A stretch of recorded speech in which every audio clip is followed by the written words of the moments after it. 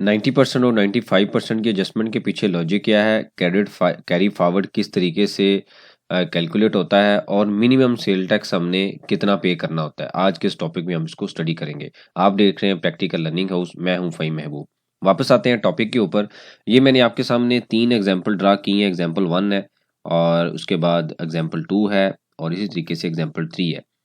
हम बेसिकली जो sale tax payable का जो फार्मूला होता है, output tax minus input tax, उसकी कैलकुलेशन करने लगे हैं कि सम टाइम जब हम कैलकुलेशन कर रहे होते हैं तो हमें पता चलता है कि हमारे मुताबिक टैक्स डिफरेंट बनता है और सिस्टम डिफरेंट कैलकुलेट कर रहा है।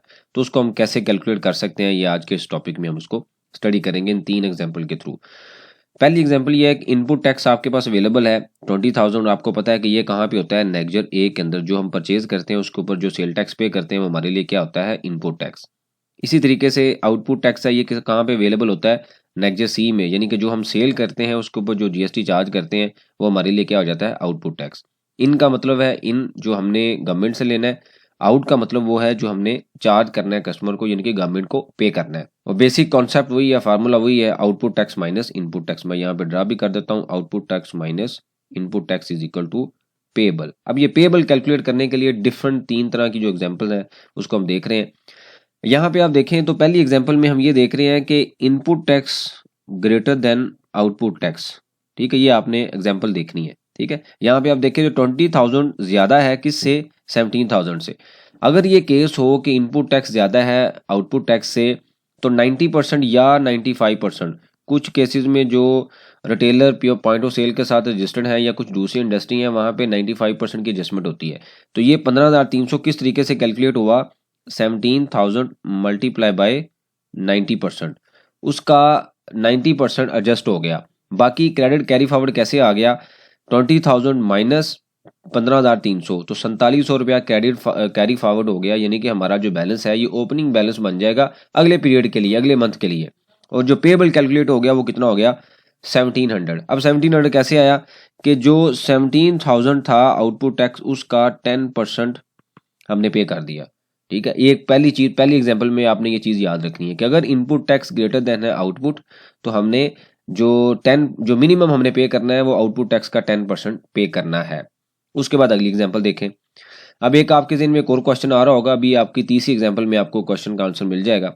दूसरी एग्जांपल में क्या है कि आउटपुट टैक्स है 18,000, इनपुट टैक्स है 17,000। अब इस केस में भी वही केस है। ठीक है, यानी कि ये भी input tax greater than output tax, case वही है ये भी।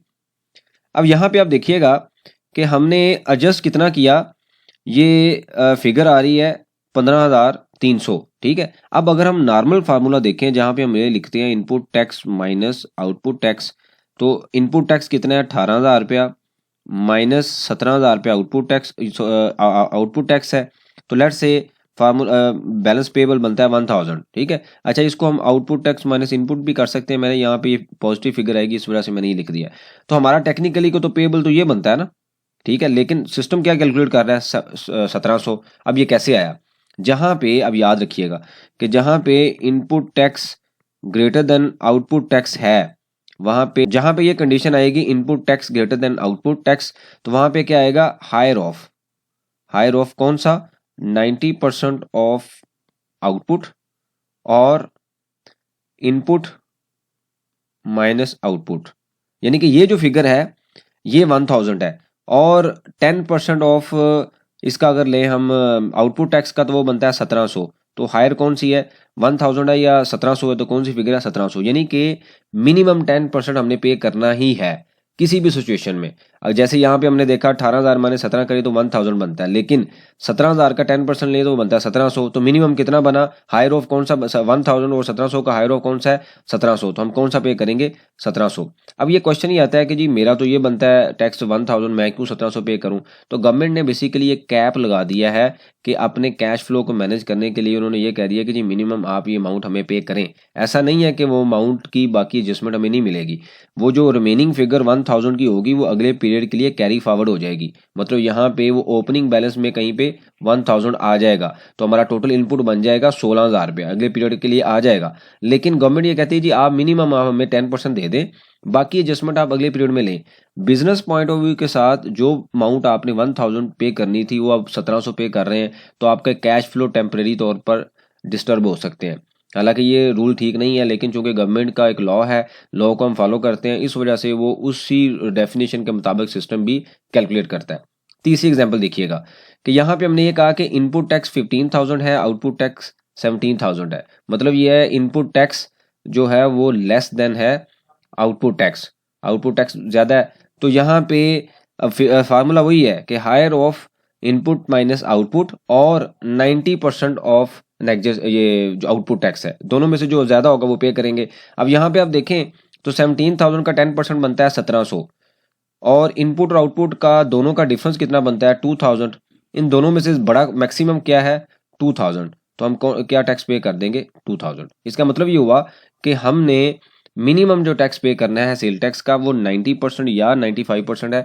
कुछ केसेस में ये जो एडजस्टमेंट हो रही है 95% हो रही है, जो पॉइंट ऑफ सेल के साथ रिटेलर रजिस्टर्ड है उनका 95% तक भी एडजस्टमेंट अवेलेबल है। इसके अलावा कुछ और इंडस्ट्री है जिसमें भी एडजस्टमेंट 95% तक अवेलेबल है, लेकिन मैक्सिमम जो 90% 95% जो बिजनेस हैं उसकी एडजस्टमेंट 90% है।